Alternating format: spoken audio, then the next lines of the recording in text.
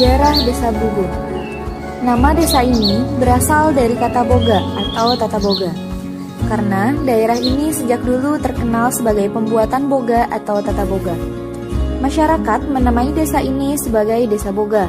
Karena tulisan boga dibaca dengan logat Jawa berbunyi bugo, maka nama desa ini menjadi Desa Bugo. Bugo terletak lumayan jauh dari pusat Jepara Kota, yakni sekitar 27,3 km, dengan jarak tempuh kurang lebih 1 jam perjalanan.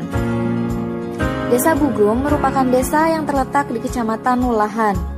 Kita hanya perlu menempuh waktu sekitar 11 menit dari Kecamatan Wulahan untuk sampai di Desa Bugo, dengan jarak sekitar 2,9 km. Secara geografis, Desa Bugo berada tepat di tengah-tengah Kecamatan Wulahan. Bisa kita lihat, sebelah timur Desa Bugo adalah Desa Wulahan. Lalu, sebelah utara terdapat Desa Gidanglo. Di sebelah selatan ada Desa Kedung Sarimulyo. Dan sebelah barat adalah Desa Guo Sobokerto. Assalamualaikum warahmatullahi wabarakatuh. Salam sejahtera pada semuanya. Pertama kali kami memperkenalkan diri bahwa saya adalah petinggi Desa Bugo, Kecamatan Kabupaten Jepara.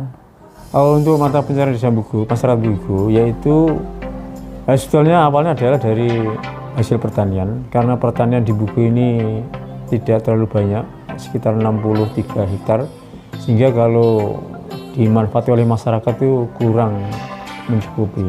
Kemudian masyarakat berambil alih yaitu usaha kecil menengah, yaitu UKM, yang mana masyarakat Bugo ini hampir dikatakan 60% itu berusaha di bidang usaha kecil dan menengah, yaitu bentuknya adalah roti atau kue ini. Kalau kami data yang terakhir 1 bulan yang lalu, bahwa ada sekitar 131 UKM yang di Desa Bugo, semua adalah untuk memproduksi roti dan kue, dan semua kalau kami lihat itu adalah lancar, tidak ada hambatan, karena sampai saat ini masih eksis. Itu sekitar tahun 70-an yang saya alami, tahun 70-an itu ada orang yang namanya Pak Kaswi, kemudian Pak Sunar, kemudian ada Pak Jono. Itu mereka itu kerja di Kudus di depannya Cina, kerja di membuat roti. Setelah mereka itu tahu dan bisa, kemudian dia pulang ke Bugo ini. Ke Bugo akhirnya mereka ini membuat roti di Bugo, yaitu yang pada waktu awal dibuat adalah kue moho, kue bulang-bulang, dan kue untir-untir.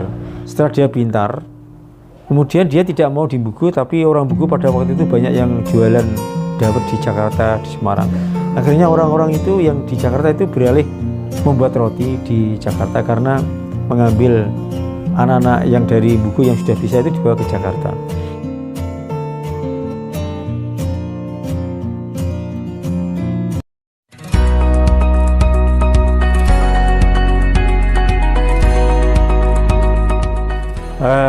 Dalam Musdes Desa, bahwa kita mempunyai program ke depan, yaitu untuk melestarikan daripada UKM yang di Desa Bugo ini, yaitu kita membuat anggaran khusus bagi kegiatan UKM, terutama untuk peningkatan keterampilan, pelatihan, pemasaran. Itu memang kita sudah menganggarkan setiap tahun rencananya nanti, yaitu ada kegiatan yang untuk peningkatan, sehingga dengan adanya pelatihan-pelatihan yang kita berikan kepada masyarakat itu tentunya akan selalu sambung menyambung, dan karena itu sudah menjadi mata pencarian, tidak mungkin kita lepas atau mungkin kita hentikan dengan begitu saja, karena ini sudah mendarah daging bagi masyarakat Bugo untuk mata pencariannya.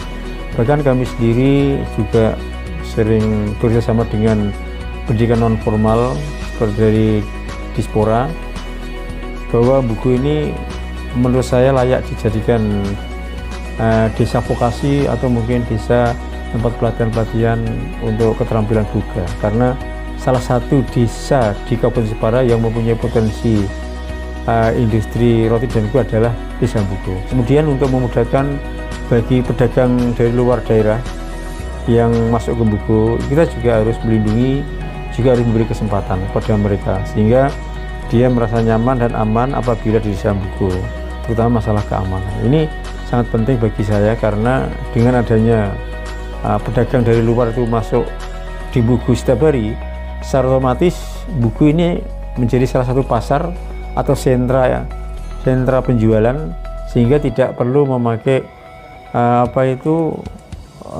toko atau mungkin memakai counter, tidak perlu.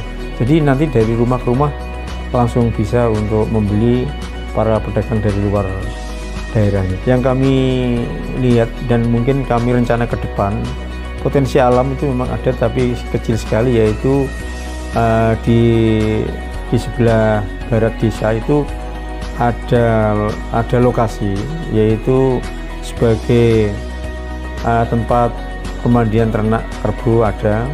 Kemudian saya juga merencanakan, karena potensi itu bagus, rencana kami nanti akan membuat objek wisata di lokasi itu, karena dengan adanya objek wisata ini secara otomatis ada alam yang perlu kita manfaatkan.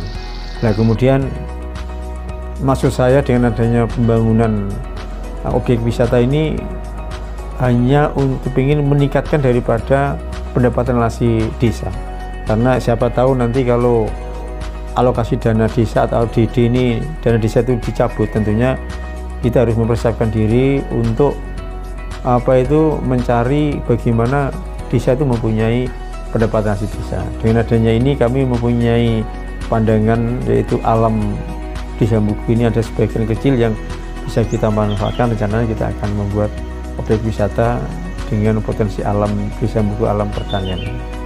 Buku yang dimiliki adalah hanya 5 punden atau 5 tempat makam-makam kuno, namun itu pun tidak seramai kayak makam-makam yang ada di Kudus maupun di Muria. Itu karena adalah potensi lokal sehingga tidak begitu terkenal. Namun walaupun bagaimana itu karena menjadi cagar budaya, tetap kita lestarikan dan kita bangun sehingga nanti anak cucu kita juga akan bisa mengingat daripada situs atau makam yang orang-orang kuno itu. Di sini ada beberapa posyandu, ada 4 posyandu yang ada di Desa Buku ini. Kemudian ada 1 PKD, yaitu untuk pelayanan kesehatan yang dilayani oleh Bu Bidan, sehingga masyarakat kalau mau periksa atau mungkin cek gula darah, tekanan darah itu tidak usah ke puskesmas. Di sini sudah bisa melayani. Untuk tradisi dan budaya di Buku ini yang masih dipertahankan dari sejak dulu itu adalah sedekah bumi.